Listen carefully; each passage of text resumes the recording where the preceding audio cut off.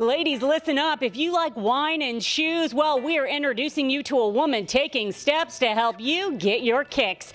I am thrilled to be joined by Elaine Honig of Wine, Women, and Shoes. Tell me a little bit about how this concept came together for you, Wine, Women, and Shoes. This all came from this really wacky conversation I had with a friend of mine who said, basically, I am so over wine and food pairing. Let's do something fun like, and then he looked at his feet and said, wine and shoe pairing. So I took it back to our winemaker and said, is there anything to this? Can I actually pair wine with shoes? And she immediately riffed on, oh yeah, Sauvignon Blanc is a silver strappy sandal, and think of a Cabernet as a classic alligator pump. And off it went. Our first event was in Napa Valley 10 years ago, and it was so popular that people started asking us if we could replicate it in their cities.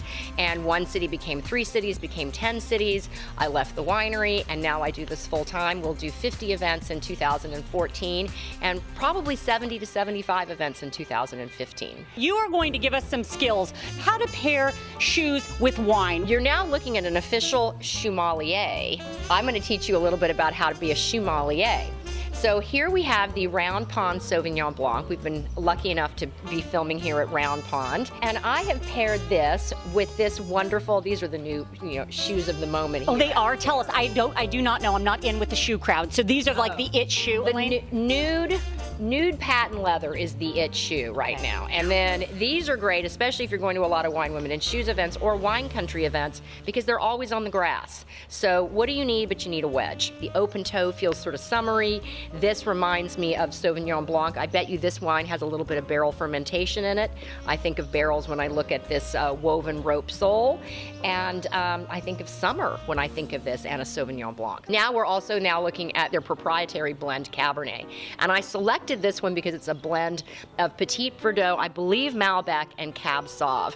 And it's really almost 1/3, 1/3, 1/3. So I chose this shoe, which is also a shoe of the moment. It's all about color blocking this year, and this reminded me of a blend. So you've got sort of 1/3. I think of this as the Cab. This really to me is the Petit Verdot, and this would be the Malbec. So Cabernet, probably some licorice flavors in it. Think of the backbone of tannin as this heel that supports the shoe and makes it a lot more stylish. And then this is also one of their beautiful high-end cabs.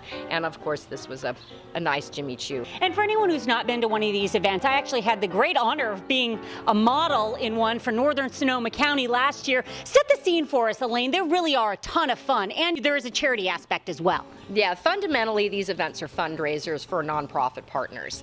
And what we do is we have a fashion marketplace with wine tasting. So take the wine events that we've all been to a million times, skew it 95% women, throw in some shopping for shoes, accessories, jewelry, things like that. Add in cute guys carrying shoes on trays, sort of flirting and providing some fun eye candy. And don't they have a cute name too? I can't remember. Well, we just call them the shoe guys. Some people call them soul men, S-O-L-E. Oh, I love it. Soul men, the shoe dudes. Very cute. The shoe dudes, I like that. Ooh, we're going to appropriate that okay, one. I want full credit. No, I'm just kidding, Elaine. And anyways, then we add in a fashion show and an auction. So that's basically a Wine, Women, and Shoes. If there was something, maybe a message or a feeling or something that you would want them to take away from after experiencing one of your Wine, Women, and Shoes events, what would it be?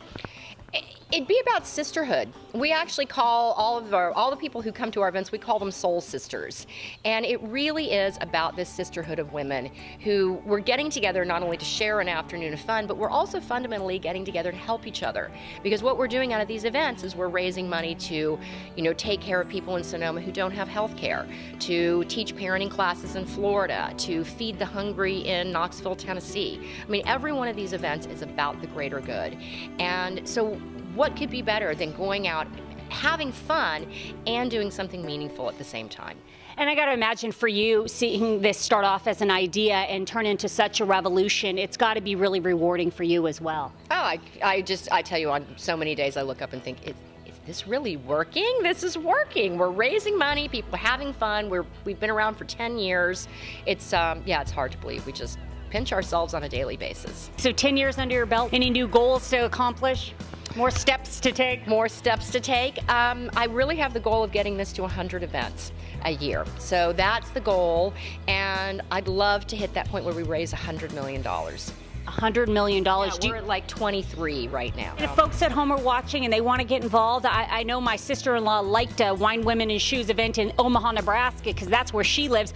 Obviously, you're online. Go to winewomenandshoes.com. There's a calendar button on the homepage. Click on that calendar button, and then we organize the events by state and look and see if there's an event in your area. And if there isn't, pop us an email and tell us a worthy charity in your area, and we'll contact them and see if they're interested in hosting one. Fantastic, Elaine. Thank you so much. I'm going to pick up this beautiful blend and cheers to you. We will cheers to wine, women, and shoes, and to sisterhood.